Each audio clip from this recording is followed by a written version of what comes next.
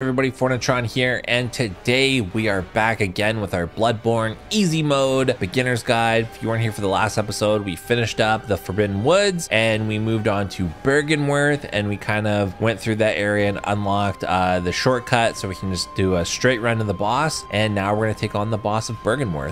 So let's get into it. Okay. So we open up the shortcut that's over here, and we're basically just going to do a straight run to the boss. So before we do that, let's equip some stuff. We're going to put on our beast blood pellets and then our fire paper, and we're just going to do a straight run there. So we're going to run down here.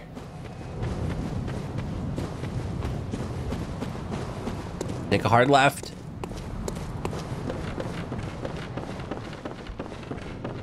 Take another hard left. Run up the stairs. Run out here. And quit your game out.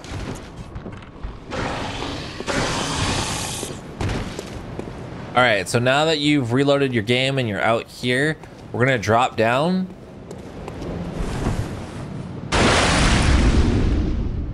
And it's going to warp us to the Moonside Lake. And this is Rom. So this is the boss that we're about to fight. Rom is not aggro to you until you hit Rom. So I'm going to tell you a few things about Rom. So Rom has like a stone head. So you will do little to no damage if you hit Rom in the head. You want to do all the damage to their body. And once, I think it's about 2,000 or like 1,500 damage, Rom will start to like do a spin and will teleport somewhere else. When they're in the middle of that spin, you want to do a charged R2, and your charged R2 will snap them out of that spin and allow you to keep hitting them a little bit more before they teleport. The reason why that's important is because you want to do as much damage before Rom teleports and moves into phase 2, because Rom has a few phases. So as soon as we hit Rom once, spiders will drop down, and then so it's a bunch of spider enemies that you got to get rid of, and they're super annoying. They can one-shot you. They do a ton of damage. So the strat is we hit Rom once, pop a beast blood pellet, pop some fire paper, and then just go to town on all of the little enemies. And by doing that, that will have built up our beast meter. Then we can run up to Rom and do a few R1, L1, L1 combos. That should be enough damage to cause Rom to start doing the spin to teleport. Then you immediately stop, do a charged R2. That'll stun them. You'll get off one more R1, L1, L1 combo. Then they'll teleport, and you kind of rinse repeat. I know that's a lot. Replay that before the boss fight starts. Once Rom moves into phase 2, so after they teleport at least once, Rom will start summoning meteors at you. And you can always tell when they're about to summon meteors, because Rom will kind of like stand up on their hind legs and then like will raise down, and then meteors will come at you. Once you see her stand up, you'll just start running in one direction and you won't get hit by the meteors. They're very powerful. They'll mess you up. All right, so let's just do it. All right, so we're gonna hit her once. She's gonna drop her spiders. Let's pop a beast blood pellet and then pop some fire paper, and let's just try to kite out these enemies. See, like, they do pretty major damage, which is it's ridiculous. So the whole point is trying to build up that beast meter.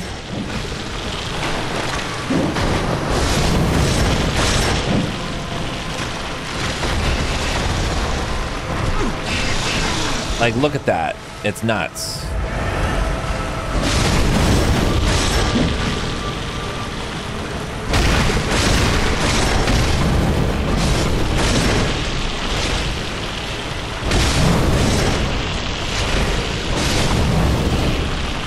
Okay, so now we got our beast meter nice and high. So again, we're going to do one R1, L1, L1 combo. Maybe get in a few more R1s. Okay, do a charged R2. That'll snap her out of it. And then get another R1, L1, L1. Okay, now she's going to teleport, and she's in phase 2 now. Remember, she can summon those meteors, and you can always tell because she'll stand up on her hind legs. So now the trick is getting her. Yeah, there we go. So just run,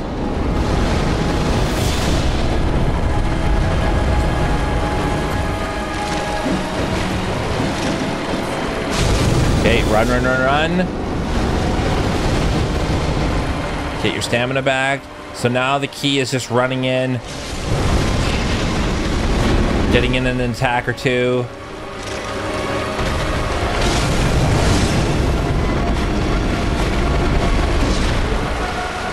Okay, summoning meteors, run, run, run, run.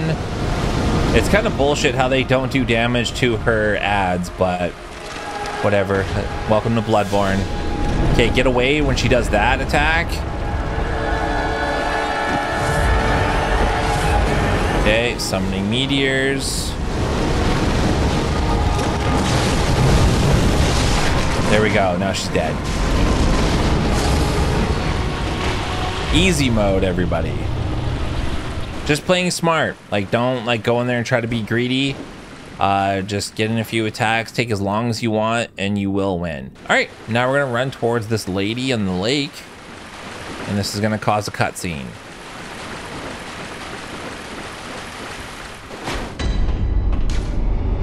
All right, cool stuff. This has actually now changed the world state, and now we can see these amygdalas that are hanging around Yharnam. Fun fact, because in the Forbidden Woods we knocked on that house and we got one of these special items here, the tonsil stone. If we stand in front of that doorway, this amygdala will take us to an optional area. We're not going to go there yet, so we're just going to run past.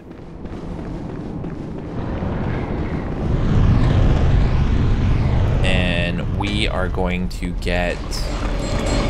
Now we're back in Yarhar Ghul, but it's different.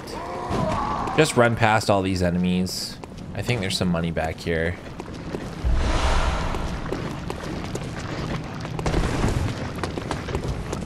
These enemies can't be killed. Like, you'll kill them over and over again and they'll keep respawning. It's because you have to kill the Bell Maiden that's summoning them before they stay permanently dead. So we're gonna light this bonfire here, or this lamp.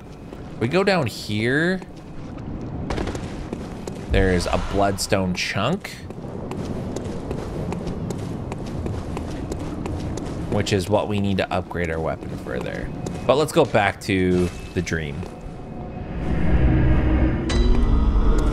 Okay, now that we're back here, as is tradition, let's make sure we've repaired our weapon.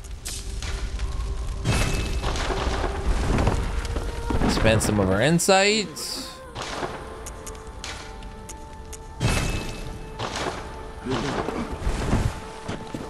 And let's use our money because we've got a kin cold blood.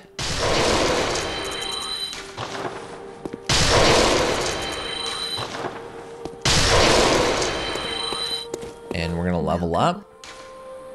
Very well. Let me. Let's go to 25 vitality, and then we're gonna put the rest into strength.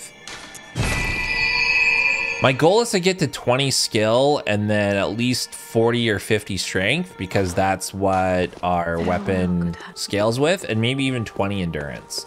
We're gonna go back to a few places before we finish Yarhar Ghul Unseen Village, because like I mentioned, the world state has changed and there's a few things that we can pick up. So we are gonna go to Cathedral Ward.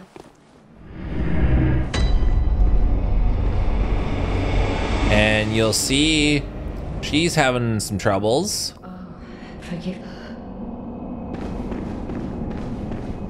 But like I said, don't talk to these people because they start to change. And the more you talk to them, it'll just progress their changes. So that's why I just say, leave them be.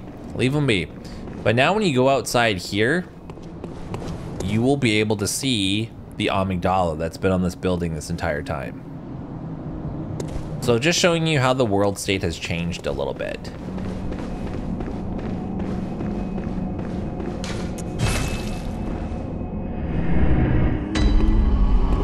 We're also gonna go back to Central Yharnam. And look, it's our buddy.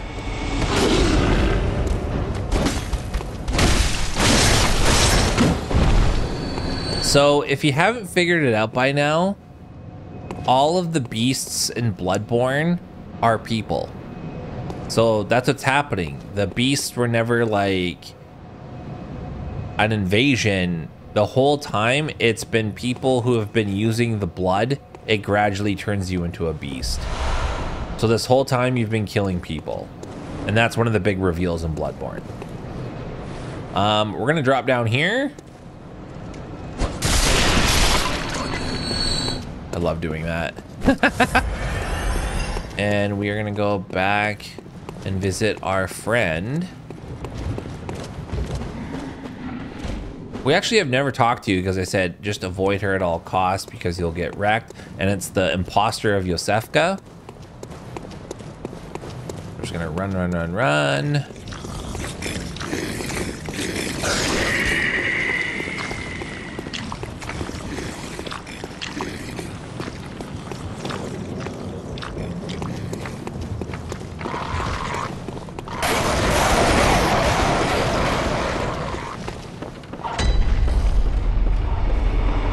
And this time we're gonna go left and then right.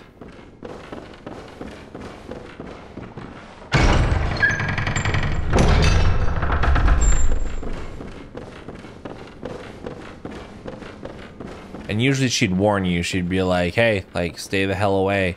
But because we killed Rom, she's over here on this bed. And if you talk to her, something's a little off. God, I'm nauseous. It's progressed. I knew it. Oh, it's.